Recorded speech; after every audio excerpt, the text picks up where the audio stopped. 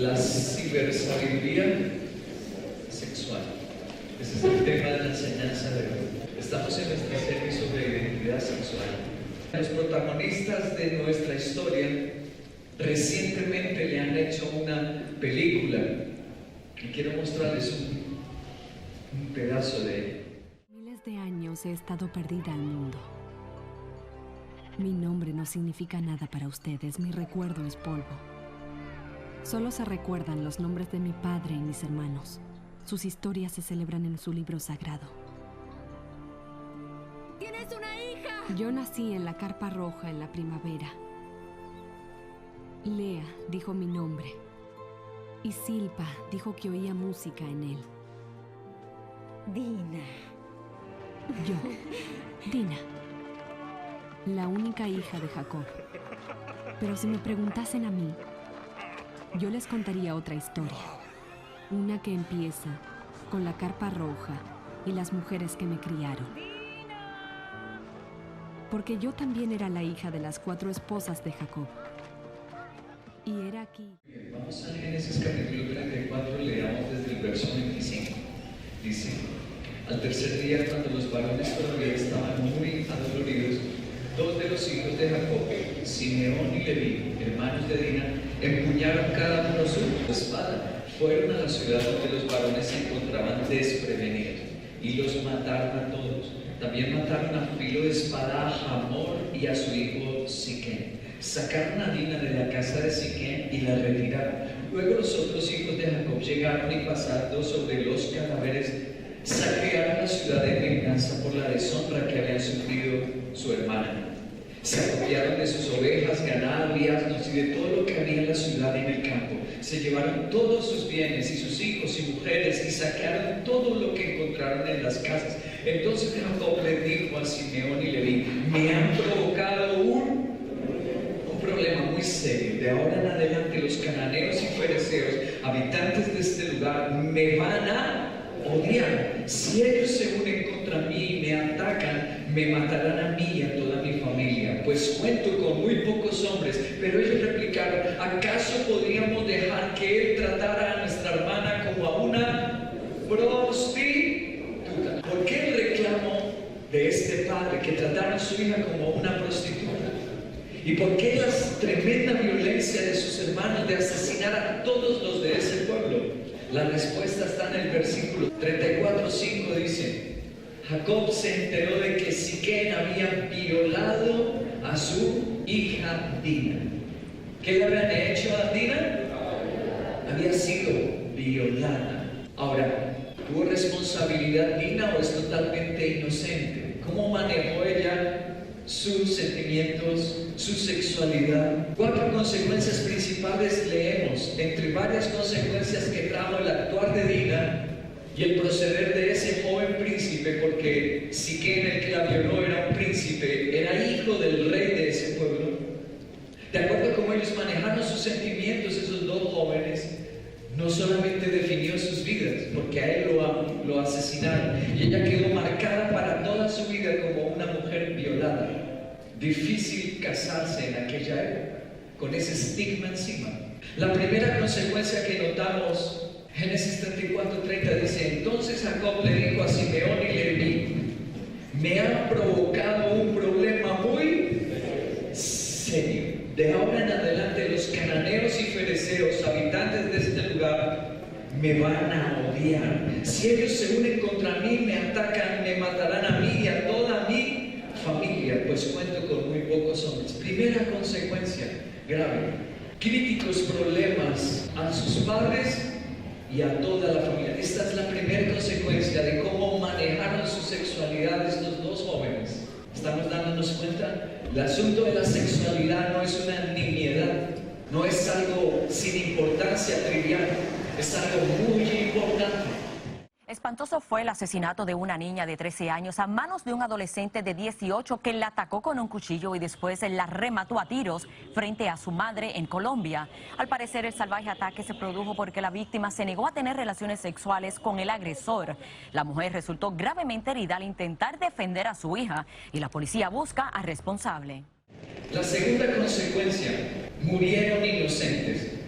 El versículo 25 dice: al tercer día, cuando los varones todavía estaban muy adoloridos, dos de los hijos de Jacob, Simeón y Leví, hermanos de Dina, empuñaron cada uno su espada, fueron a la ciudad donde los varones se encontraban desprevenidos y los mataron a los demás. ¿Qué tenían que ver con esa violación? Los demás habitantes del pueblo, ¿qué tenían que ver con la violación? Nada. Pero cuando manejamos irresponsablemente nuestra sexualidad, afectamos no solamente nuestra vida o familia, sino a veces terceros salen perjudicados. Tercera consecuencia: tuvieron que huir. Leamos el versículo Génesis 34:3. Vámonos a Betel. Allí construiré un altar al Dios que me socorrió cuando estaba yo en peligro. Tuvieron que salir corriendo porque se expusieron a que los otros pueblos se enteraran y los acabaran a ellos, porque fue una retaliación y una venganza desmedida. No solo hicieron justicia sobre el muchacho que violó, sino que mataron inocentes. Fue desproporcionada esa venganza. Tuvieron que huir. Y la cuarta consecuencia más notable de entre varias consecuencias: sus hermanos corrieron con horribles consecuencias. Leamos Génesis 49, versículos 5 al 7. Dice: Simeón y Leví son chacales, sus espadas son instrumentos de violencia. No quiero participar de sus reuniones ni arriesgar mi honor en sus asambleas. En su furor mataron hombres y por capricho mutilaron toros. Malditas sean la violencia de su enojo y la crueldad de su furor. Los dispersaré en el país de Jacob, los desparramaré en la tierra de Israel. Esta fue la última profecía de Jacob, su padre, antes de morir. Fue profetizado sobre esos dos hermanos, Simeón y Leví, los que hicieron esa venganza desproporcionada, los que se dejaron llevar por su odio. Les acarreó graves consecuencias. Si tú recuerdas, a los únicos que no les dieron tierra cuando conquistaron la tierra prometida, los únicos que no recibieron territorio fue Leví. Eran consagrados para el servicio los levitas y les dijeron: no recibirán territorio porque estaban profetizados. Y Simeón, cuando tú sigues la lectura, fue la más chiquita y poco a poco se redujo casi hasta desaparecer entre las demás. Cuando tú y yo decidimos salirnos de la palabra de Dios con respecto al manejo de nuestra sexualidad, corremos un riesgo, y es que las consecuencias no nos alcanzamos a imaginarlas. El título de la enseñanza de hoy: la cibersabiduría sexual. Lo extraje de un nuevo instituto que creó la Universidad de Birmingham. Es una de las más antiguas que conoce la humanidad y más prestigiosa. Queda en Inglaterra. Hace unos años la Universidad de Birmingham ha decidido fundar un instituto al que le llamó Hubble Center. ¿Y de qué se trata este centro? Que están animando a sus estudiantes, a los mejores profesionales de Inglaterra, a pasar por este centro, por este instituto que creó la universidad. ¿Sabes qué están enseñándole a la gente en Birmingham? Le están enseñando principios y le están enseñando carácter. Porque si a la gente solo se les enseña matemáticas, sociales, historia, pero no se les enseña a manejar su carácter y a tener principios, ellos se están dando cuenta que están perdiendo la sociedad. Que para construir una sociedad no se necesita gente solamente pila, despierta. No, se necesita gente de carácter y de principios. Porque sacan excelentes profesionales en las matemáticas, en la economía, en la ciencia, pero son depravados o son corruptos, son inmorales. Y entonces, ¿cuál es el futuro de esas empresas? ¿Cuál es el futuro de esa sociedad? Decadente, fracasada. El director de este instituto en Birmingham se llama Tom Harrison. Y Tom Harrison en una conferencia dijo lo siguiente: la cibersabiduría finalmente es estar haciendo lo correcto en el momento adecuado, en la cantidad precisa e incluso cuando nadie está mirando. A este nivel hay que llevar a nuestros hijos Y esto es posible si formamos su carácter.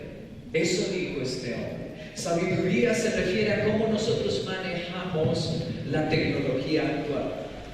Y él dice que debemos enseñar carácter para manejar sabiamente las redes sociales, para manejar sabiamente la tecnología, aun cuando nadie nos esté mirando. De ahí les traje el título de la enseñanza de hoy. Me inspiró esa frase: la cibersabiduría sexual. Me encantó este cuadro. Giuliano Di Piero es un hombre del siglo XVI, porque describe exactamente lo que produjo el mal manejo de la sexualidad.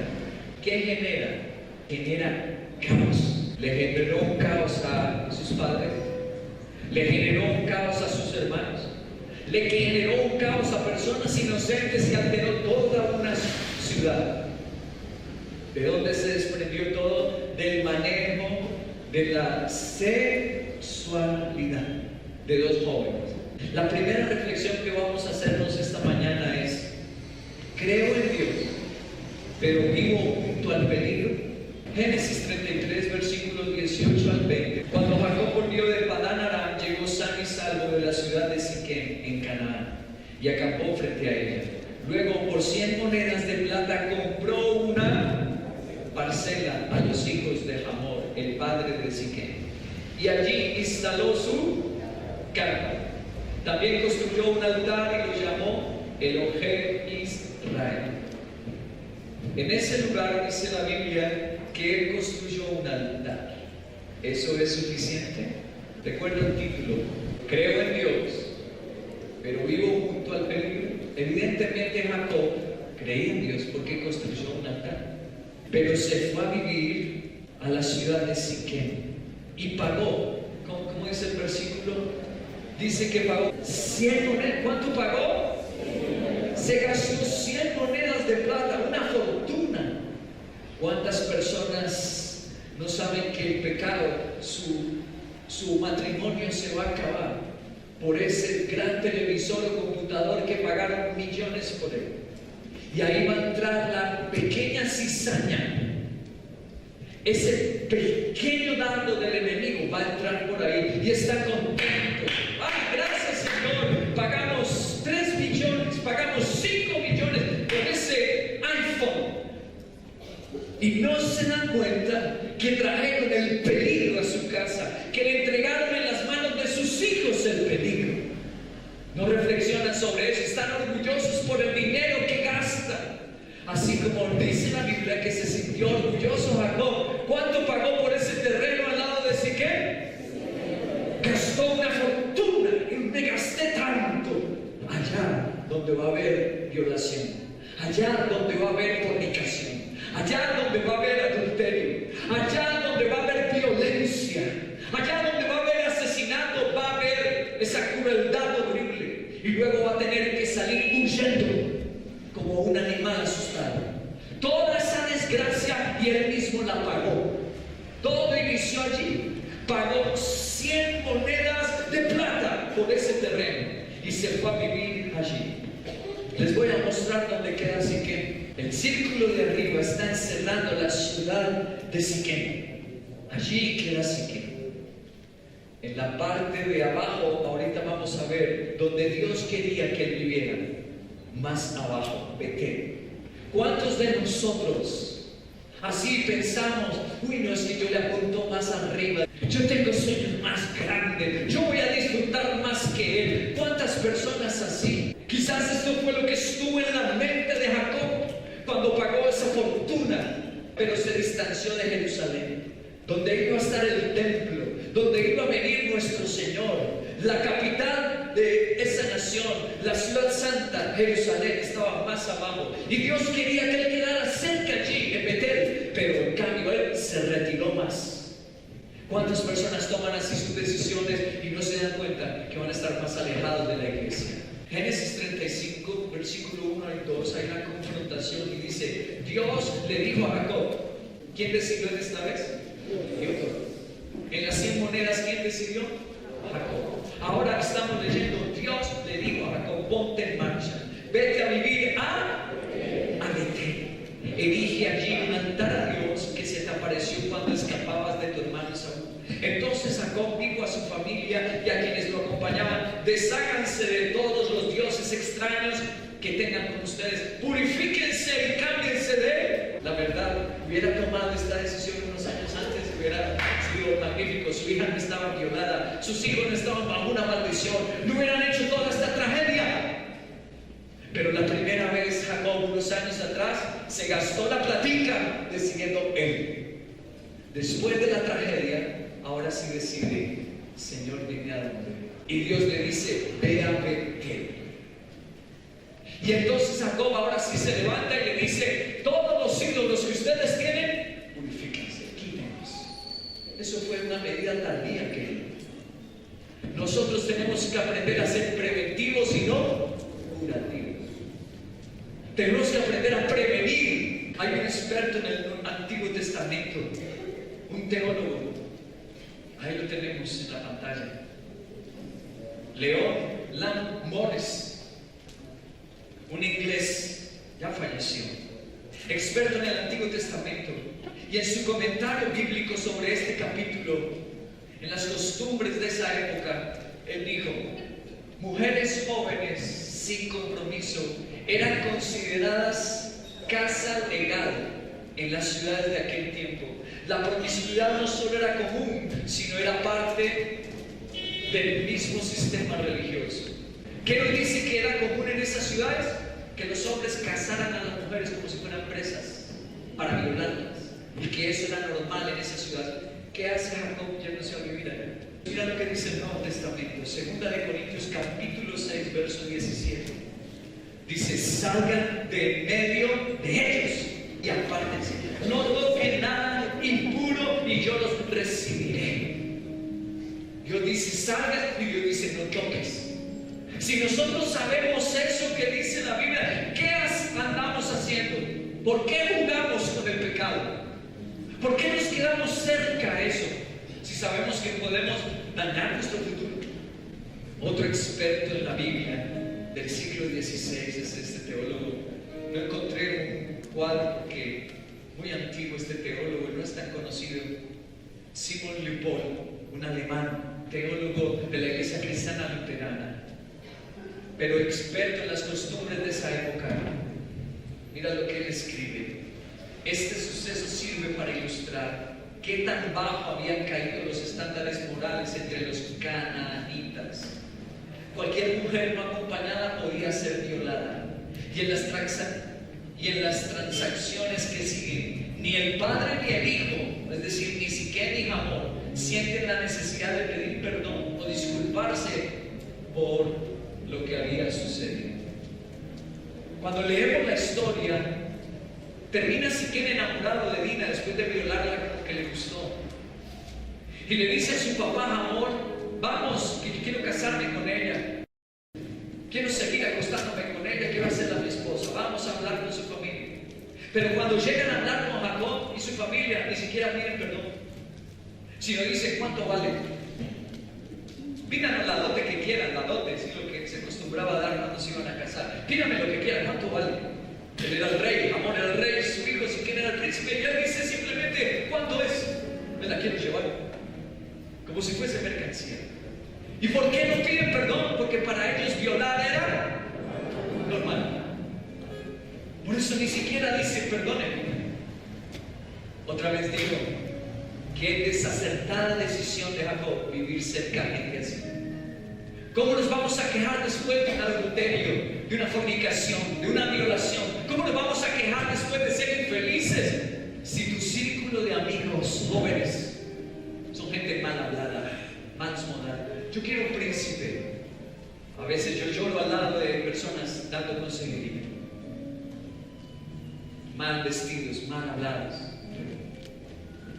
Mira cómo vive, mira cuáles son sus sueños. Sí, pero tú lo escogiste. Qué pesado. Tú escogiste ese gamín fracasado. Tú te dejaste ilusionar en oír. Que porque se peinaba así, porque se ponía el saco así, tontadas como esa. Que porque tenía el piercing aquí, tontadas como esa. Querido, tenemos que ponernos lejos. Dios sí tiene un príncipe para ti,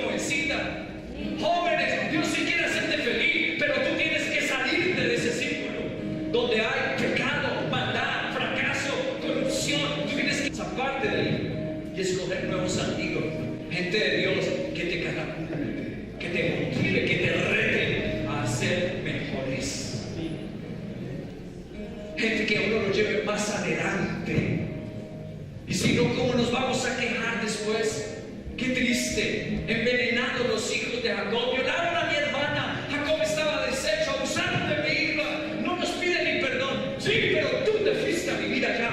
¿Por qué hiciste esto? Tú lo llevaste ya cerca, hay que salir de ahí. Por esa razón, cada joven que entra a la iglesia, no, yo tengo un pasado terrible, tu pasado se queda a la puerta para allá.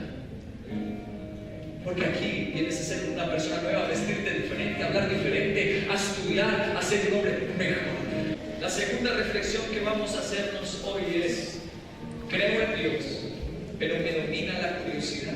Mis abuelos solían decir: la curiosidad mató al gato. Mi abuelo, mis tíos, cazadores, y sabían de eso, cómo se ponen trampas para el animalito, para la presa. Y cuando son curiosos, como el ratón, ahí queda atrapado. Y ahí viene ese dicho: la curiosidad mató al gato. Creo en Dios, pero me domina la curiosidad. Volvamos a Génesis 34, versículo 1 al 5, dice: en cierta ocasión, Dina, la hija que Jacob tuvo con Lea, salió a visitar a las mujeres del lugar. ¿Qué hizo Dina? Parece que no es tan inocente Dina. ¿Qué hizo Dina? Salió a visitar a las mujeres del lugar. Cuando la vio Siquén, que era hijo de Hamor el Hebeo, jefe del lugar, la agarró por la fuerza, se acostó con ella y la violó. Pero luego se enamoró de ella y trató de ganarse su afecto. Entonces le dijo a su padre: consígueme a esta muchacha para que sea mi esposa. Jacob se enteró de que Siquén había violado a su hija Dina, pero como sus hijos estaban en el campo cuidando el ganado, no dijo nada hasta que ellos regresaron. En la versión Reina Valera dice el versículo 1: salió Dina, la hija de Lea, la cual esta había dado a luz a Jacob. ¿A qué? A ver. ¿Qué salió a hacer? A ver a las hijas de ese país. Y luego en el verso 2 dice: y la vio Siquén. Dos términos muy importantes que el domingo anterior también estuvimos tratando: lo visual. ¿Qué salió a hacer ella? A ver. ¿Qué hizo él? La vio. Son dos términos bien importantes. La curiosidad. Estamos en este momento en nuestra sociedad de la misma manera. La curiosidad de estar viendo en un celular, la curiosidad de estar viendo en un computador, la curiosidad de estar viendo en una pantalla. Nosotros tenemos que enseñar a nuestros hijos a vencer este problema de la curiosidad. Hablarles y decirles qué es la pornografía, qué es la fornicación, qué es la sexualidad y los daños que esto produce. Al parecer, Dina no es tan inocente, porque ella sabía que a ese lugar no se podía ir sola. Lo leímos en los expertos teólogos. Cuando una muchacha caminaba sola, era una presa fácil para ser violada. Ellos sabían. Ella toma su decisión por curiosidad. Y repito el dicho popular: la curiosidad mató. Ella toma esta decisión: iré sola. Wow. Vamos a entender un poquito. Hay un médico, pediatra español, especialista en la medicina de la adolescencia, ha escrito varios libros. Se llama José Luis Iglesias Diz, así se llama él. Todavía está vivo. Ha escrito un montón, es una autoridad en el mundo, muy respetado sobre la personalidad y la sexualidad en adolescencia. En uno de sus libros extraje un cuadro interesante que nos puede ayudar a conocernos y a tener cuidado. Clasifica, el doctor Iglesias clasifica la preadolescencia entre las edades de los 12 a 14 años. Y mira lo que dice que se presenta entre los 12 a 14 años, que es la preadolescencia. Dice: comienza el distanciamiento con la familia y la preferencia por sus amigos. De los 12 a los 14, ¿qué pasa con nuestros hijos? Empiezan a desear amigos. ¿Qué más dice? Surgen los primeros conflictos ante el desafío de normas y límites. Empieza de los 12 a los 14. ¿Y por qué? ¿Y por qué tengo que hacerlo así? ¿Y por qué? Porque Luego, aparecen respuestas emocionales impulsivas y cambios de humor. Empieza a cambiar el estado de ánimo. ¿Qué más dice? Inseguridad respecto a la apariencia y él. Entonces ya no le puede decir al papá cómo se corte el cabello. ¿Qué quiere hacerlo? No le gusta. Se empieza a preocupar por su apariencia. Y el interés creciente sobre la sexualidad. Empieza la curiosidad de los 12 a los 14 sobre la sexualidad. La siguiente etapa, adolescencia. ¿Qué edades abarca según el experto Iglesias? De los 14 a los 18 es la adolescencia.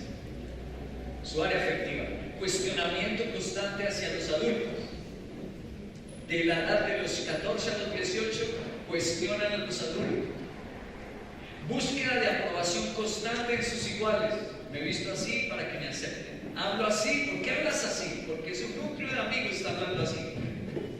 ¿Por qué te vistes así? Porque está viendo a los demás, entonces quiere ser aceptado. ¿Qué más? Cambios extremos en el estado de ánimo. Egocentrismo. Egocentrismo. Si es verdad o no, 14 a los 18, salirse con la suya. Y solo piensan en él. Oye, y la comida no era para todos, que tenía hambre. Barrio con todo. Egocentrismo. ¿Qué más? Mayor exposición a conductas de riesgo. Ojo con esta Dina como que estaba en este tiempo. No importa el riesgo, se fue solita. Mira que cuidado. Mira que cuidado, pero se siente que puede dominarlo todo. Y en el área sexual se estabilizan los cambios corporales. Es decir, ya no hay más cambios corporales. La atención se centra en la apariencia física. No hay para comer, pero sí tiene que haber para el piercing o las Converse. No, está bien, no como una semana, pero cómpramelas. Porque está preocupado de su apariencia física en esa edad. Luego el experto habla de la adolescencia tardía o post-adolescencia. De los 18 a los 20 años. ¿Qué se manifiesta en esta época? Regresan los acercamientos familiares, disminuyen los conflictos con los padres. Segunda preocupación, empiezan a planear su proyecto de vida, metas a mediano y largo plazo. De los 18 a los 20 sí ya empiezan a pensar, ¿qué voy a hacer? Así que serán correctos los noviazgos a los 16, 17. Después de los 20 es que se empieza a pensar en serio que antes es una irresponsabilidad, es lanzarlos a la fornicación. Conciencia racional y realista. Mira, hasta esa época el cerebro es cubierto de una sustancia llamada melanina y se empieza a ser racional en las decisiones. Antes de los 20 se es que emocional en las decisiones. Hasta después de los 20 se es racional en las decisiones. ¿Qué otra cosa importante en esa época de los 18 a los 20? Concreción de valores morales y religiosos. En esta época se afirma su fe y su moral. Increíble el cuidado que hay que tener. Es la época de no faltar a un peniel, a ningún peniel. De los 18 a los 20 se concreta su fe y sus valores. Y en el área sexual, maduración biológica plena y aceptación de la imagen corporal. ¿Qué dice la Biblia? Primera de Pedro, capítulo 5, versos 8 a 9. Practiquen el dominio propio y manténganse alerta.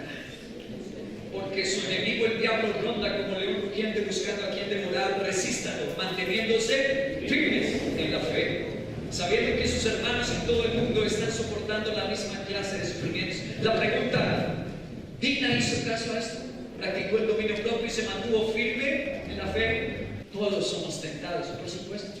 Mantenerse firme en esos momentos, cuando llega la tentación, es lo que dice la Biblia. Hay un video de una experta aquí en Colombia que habló sobre esto, de la curiosidad de los niños en el área sexual. Sin embargo, te voy a decir algo. Desde hace unos 10 años para acá, nosotros siempre teníamos que hablar de esto con adolescentes, y ahora cada vez más estamos teniendo niños más chiquitos que están viendo pornografía. Tengo pacienticas de 5 años de 8 años, de 9 años, niñas y niños que alguien les ha mostrado o encontraron por accidente o pusieron palabras y encontraron y les llega toda esta información y después no pueden parar y no saben qué hacer con esto y además quedan absolutamente confundidos. Entonces necesitamos hablarles, pero hablarles desde el lado de la protección, es decir, no es diciéndoles, es que eres malo porque estás haciendo eso, no es la idea. La idea es que eso que estás viendo es algo que te hace daño. Lo primero que quiero aclarar es que para un niño, a un menor de edad, para un cerebro que está creciendo y está madurando, la pornografía hace daño. Es una experta de la Universidad de los Andes y está diciéndonos, tratando de concientizar a la sociedad colombiana al decirnos, tengo pacientes en crisis tratándolos porque están enfermos por la pornografía. ¿A qué edad? Ella dice, antes, 10 años atrás no se veía esto. Ahora estoy teniendo pacientes 5 años, 8 años, enfermos, su cerebro está dañado por la pornografía. Escucha esto, los efectos según el Colegio Estadounidense de Pediatras, los efectos radican en mayores índices de depresión, ansiedad y comportamientos violentos. Sumado a esto, se ha reportado que ver pornografía hace que se liberen químicos en el cerebro que hace que por corto tiempo el cuerpo se sienta estimulado, excitado, por lo cual genera adicción. Wow. Escucha lo que están diciendo los expertos, que si permitimos que nuestros niños, hay dos cosas que tú jamás deberías tocar porque no toda la gente logra salir de ahí, aun cristianos. Dos cosas que no deberías tocar, las drogas y la pornografía. Son dos cosas que te destruyen, te dañan. Ahí lo dice, violento, ansioso, depresivo, es decir, un fracasado en la vida. ¿Cómo vas a salir adelante en la vida si eres depresivo, si eres ansioso, si eres agresivo? ¿Dónde vas tú a surgir? ¿En qué empresa? En ningún lado.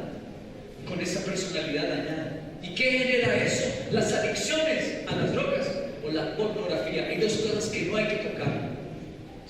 Porque salir de eso, tú no puedes ir al doctor y decir, doctor, formúleme una inyección contra la pornografía.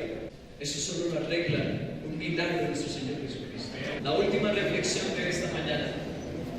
Creo en Dios, pero sí mido las consecuencias.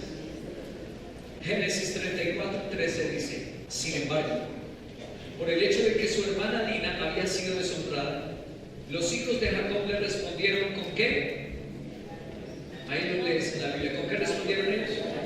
Con engaños, así que, y a su padre no. ¿Será que Jacob podía quejarse por ese hecho? Ya vimos que en cuanto a la elección de dónde vivir, se equivocó Jacob. No debió irse a vivir ahí. No debió haber gastado su dinero, una fortuna en eso. Pero, ahora estamos viendo otra cosa. Es inocente Jacob en la reacción de sus hijos Leví y Simeón, que mataron a todos. Dice la Biblia que ellos respondieron con engaños. ¿Dónde aprendieron eso? ¿Por qué los hijos no dicen vamos a responder con justicia? ¿Por qué no vamos a llamar a ese padre y vamos a hacer justicia a ese muchacho? ¿Por qué ellos se van desmedidos, los engañan y dicen circuncídense? Y así les daremos a nuestra hermana el matrimonio. Circuncídense. Y cuando estaban en el tercer día de haber sido circuncidados los hombres, vinieron a matarlos, porque no se podían parar de la silla, estaban ahí circuncidados. Los vinieron a matar. ¿Por qué respondieron con engaños? Les voy a mostrar algo impresionante en la Biblia. Génesis capítulo 27, versículos 35 y 36. Pero Isaac le respondió, tu hermano vino y me engañó y se llevó la bendición que a ti te correspondía. Con toda razón le pusieron Jacob, replicó Esaú. Ya van 2 veces que me engañó. Wow. ¿Cómo llevó la vida Jacob? ¿Cómo es que él empezó una familia? Con engaños. ¿Cómo se portó con sus padres? Engañando. No olvides esto. Lo que uno siembra hoy, mañana le toca comerse. No, yo sé que mañana disfrutar de un banquete espiritual y voy a ser feliz. Tú estás sembrando eso. Porque si no lo siembras, si tú estás sembrando mentira, permisividad, tú mañana comes de esa cosecha. Cada uno se va a comer lo que sembró. No lo que sembró el pastor Henry, el vecino, no, lo que tú mismo siembras. Son cosechas. Otro pasaje estremecedor, Génesis 31:20. Fue así como Jacob, ¿qué hizo? Engañó a Labán, su suegro, el arameo, y huyó sin decirle. Jacob engañó a su papá, Jacob engañó a su hermano, Jacob engañó a su suegro. ¿Dónde aprendieron sus hijos a engañar? Cuidado, ¿cómo estás viviendo hoy? Hay personas que se quejan y se lamentan. ¿Por qué mis hijos me gritan y no me respetan? ¿Quién les enseñó a gritar? Perdón, ¿quién les enseñó? ¿Quién les enseñó en la casa a hacer eso? Cada uno va a comerse lo que siembra. Jacob dice, ¡ay, mis hijos lo que hicieron! Mataron gente inocente, engañaron a todas estas personas. ¿Y quién les enseñó a engañar? Él había engañado a su padre, él había engañado a su hermano, él engañó a su suegro. Entonces ellos, la reacción es, engañemos. Termino con la foto de este hombre. ¿Quién es ese rockero que parece un endemoniado, pero no, ya no está endemoniado, es un endemoniado? Le dicen Fitly, le dicen a él. Su nombre es Reginald Arvizu. El bajista de esa banda, súper famosa en el mundo de metal, que hablan unas cosas sucias en sus letras de las canciones, de la banda Korn. Él es el bajista de esa banda. Hace unos poquitos años, como 3 años, salió la noticia. Otro miembro de la banda de rock Korn comparte su fe en Jesús. Se convirtió y sacó un libro donde cuenta su testimonio como Cristo entró en su vida. Y entonces la gente se asombró.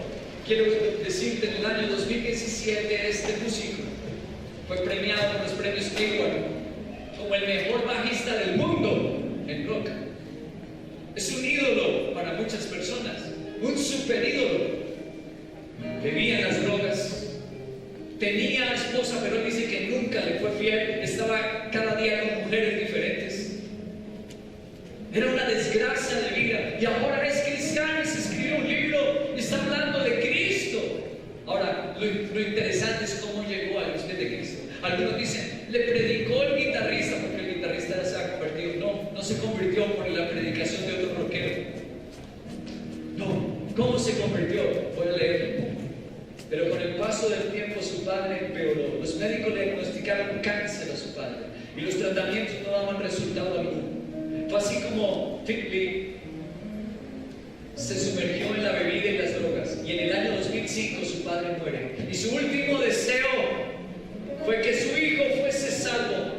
Y eso fue lo que ocurrió. Él, el bajista, testifica que desde hace 3 años no consume alcohol ni drogas y que su carácter ha sido transformado por Jesús. ¿Por qué este diablo ahora es un creyente? Porque su padre se enojó. Porque su padre se fue de rodillas clamando que su hijo, el que era diablo y demonio, fuera salvado.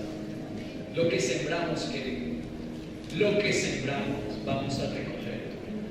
Su padre no lo pudo ver, pero ahora el mundo entero está viendo que hay un Dios en el cielo que es incumple. Lo que sembramos con Dios, vamos a cosechar.